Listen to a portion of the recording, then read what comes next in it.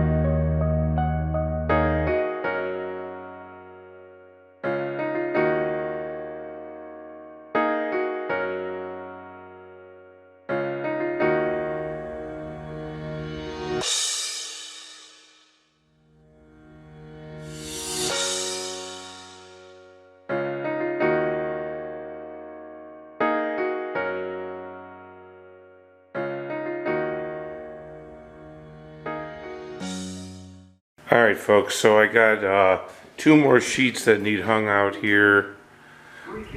My battery's dead on this camera. I got everything hung on the inside of the bathroom. And tune in tomorrow, we're going to finish the drywall and put corner beads and tape. Thank you for watching Old School Customs. Subscribe. Hit the like button. Chooch it.